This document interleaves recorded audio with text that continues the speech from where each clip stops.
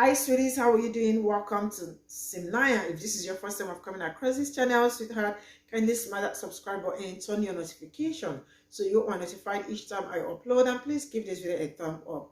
I appreciate you all so much, and I am saying a very big shout out to every one of you for all the love and support. Thank you all for the wishes. I see all your comments, I see all the love. I am grateful, everyone. Thank you. So today we'll be talking something very important, and it's about where Black people get medicals. Because as it stands, all these palm-colored people ain't even giving a shit about Black people. I mean, this video that I saw where an ER nurse was maltreating a Black man who had an accident or something, and he was like, you could hear him saying, "I cannot move, I am in pain." He was asking for pain relief and pain reliever, right? And the woman was, oh my goodness, being so messed up and saying, "Oh, you want nicotine?" Like, how do people even do things like this, even at someone's worst moment? And she was thinking the boy is even a thief that was shot or something, something like that. I mean, and then,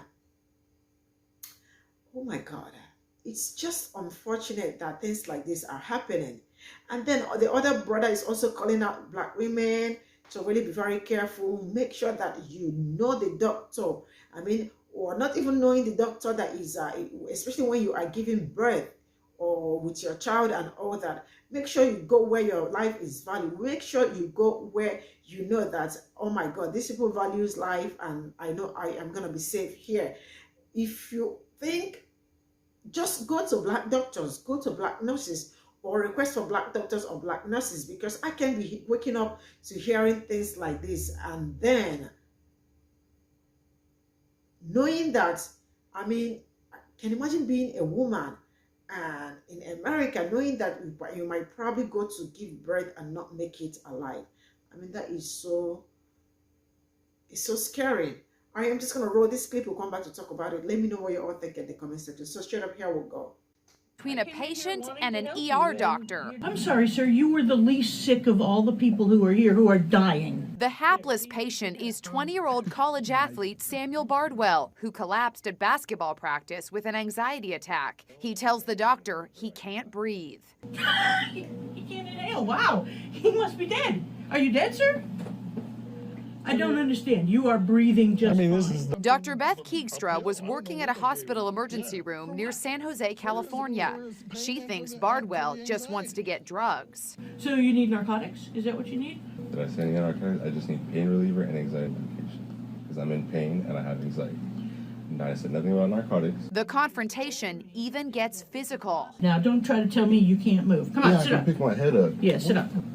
Sit up. Dude, Sit up. Sit up. I'm having you sit up. I can't get up. He needs to sit up, and he won't let She's me. literally He's not- yanking my arm. The doctor asks you to sit up. Were you physically able to sit up? I tried to. I gave it all my might. I could not move my body. I could not move. Like, it was so in agonizing pain that it surprised me that they were urging me to get up. Dr. Keegstra actually curses at her patient. You have changed your story every time. Whoa. Yeah, that's how off you've gotten me, okay? Put an IV in him, give him a liter of fluid, and we'll get him out of here. That's what he says he needs. He's obviously a doctor, and he knows what he needs. We showed the shocking video to a former ER doctor. This is behavior that's very unprofessional, and frankly, there is no explanation for this type of behavior. The doctor no longer works at the ER, and the hospital has apologized for the incident. Even if she had a bad day, if she had, a stressful day, she could take it out on another patient, and I don't want that to happen. Wow, he must be dead.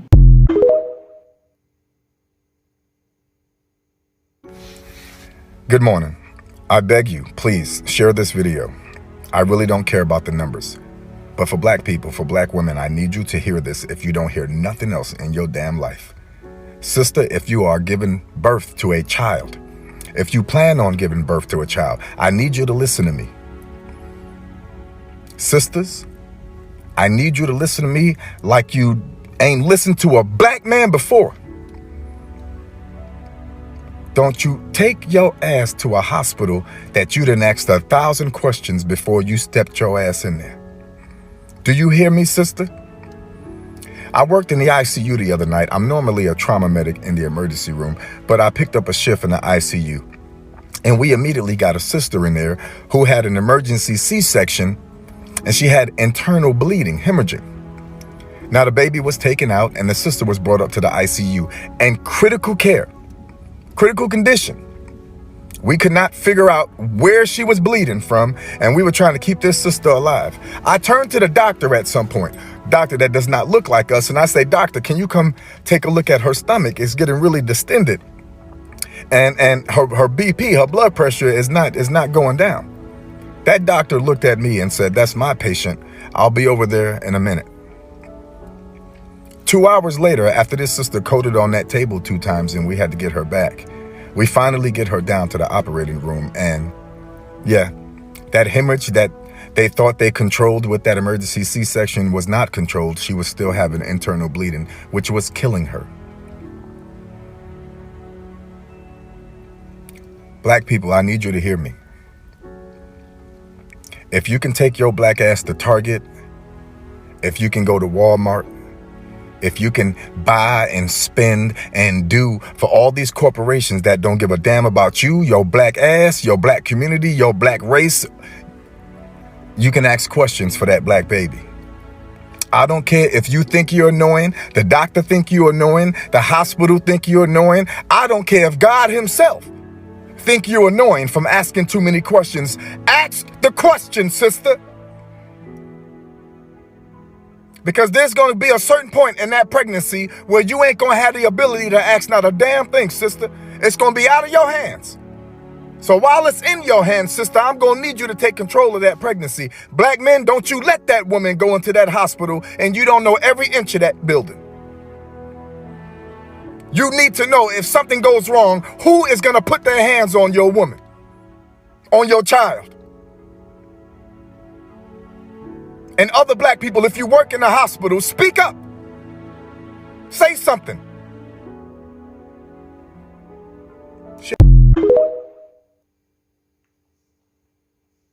I don't give a fuck about the Chinese man. I don't give a fuck about the so-called Jew, because we are the original Jews.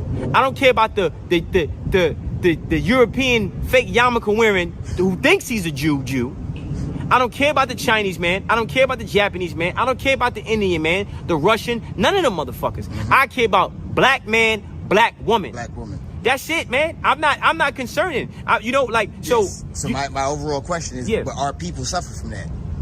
Because they look outside themselves. But again, so that's what I want you to touch on. No, what's the issue? You just ignore it. Is it an insecurity? No, you don't. Fuck it. You don't worry about nothing but who you are. You see, these people feed off our energy. So when you don't give energy, when you don't give attention, I'm not trying to figure out how you feel about me. I don't give a fuck about you. I told a lady today in Starbucks.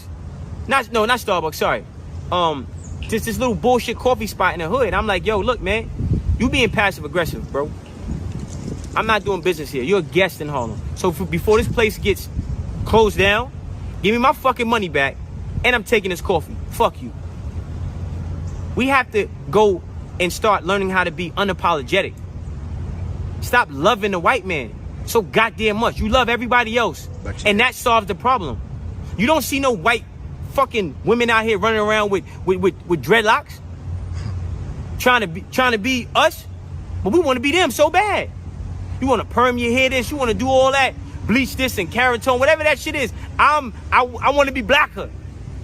Yeah, they got bleach soap. Make me a soap and make me look blacker. I want to look blacker. Wesley Snipes, dog. Yeah, I want to be blacker. If I could be blacker, I'm black now. But I want to be blacker than this. Make me black. See, I'm not brainwashed. I love myself. When I look in the mirror and I see this nose and this, I love it. I love me. When I see a black woman, a chocolate sister, blacker than a panther, I love it. Yeah. Chocolate, melanin, glowing. I know I'm seeing a goddess. I know I'm seeing a supreme being. Your skin is not your skin is a badge of honor. Your skin is tangible proof that God exists. You're not going to teach me to hate myself. You're not going to teach me to make look, we in the desert and I'm a bottle of water, but you going to make me think I'm a cup of bleach? You fucking crazy? Black people have to stop giving a fuck about anybody else but themselves. So this is all I got for this video, and I don't know why I added the black one, but sorry, the last one, but I think we all needed to hear this. I mean, it's really very vital. Then back to the first and the second one. I mean, I have actually done some videos that are where people are, especially like, you know, people of color and all that, calling black people's attention to some certain things that is going on in black community, like they are doing to black people, right? And this is also the two videos you all can see. And I want us to note that, I mean, these people can go any length. Sometimes I feel like they don't even have human sympathy and all that. You all can see the black boy, he was in pain and all that. But still, the woman, she does not have, like, you know, that there is no empathy or something to, like, you know, understand, like, this young man is going through something or is suffering, like, you know, he was in pain. And she was saying all that to him. And now they are about to make it a rule, I think in Florida, California, and other states, that ER have to wear cameras anytime, whatever they are doing, attending to patient and all that, that they have to wear cameras, especially when it comes to black people, because they really do not take care of black people, especially when they are ill and the rest of it, or when they come to hospital. And you heard him saying he was in pain, asking for pain relief. And the woman was saying, you're looking for nicotine. Like, how did, like, make this thing make sense? Make it make sense. And the other one, the other black man was calling out, really, see, I keep saying it, black women, especially when you are pregnant, I think the best thing to do is look for a black doctor. Really, look for black doctors, look for black hospitals where you can easily communicate to them. Where if you are having something, they can easily, like, you know, attend to you and all that. I mean, like, there are some stories I see, it is horrifying and terrible that people really have to go through all this, even in their worst times. I just don't want to wrap my head around the whole thing and all that. Being pregnant and knowing that you may make it or you may not make it, because it might be doctor's negligence or nurse's negligence and all that, because of the color of your skin or because of your race. I don't know how all these things are still happening, but the reality is that they are happening. And then we all that it is happening to have to look for a way to curtail it. How do we curtail it? Making sure we go to hospitals where you know that your life is safe, your baby is safe, and the rest of it. I think, and yeah, that is it. This is where I'm drawing the curtain. See you all in my next video. Bye for now.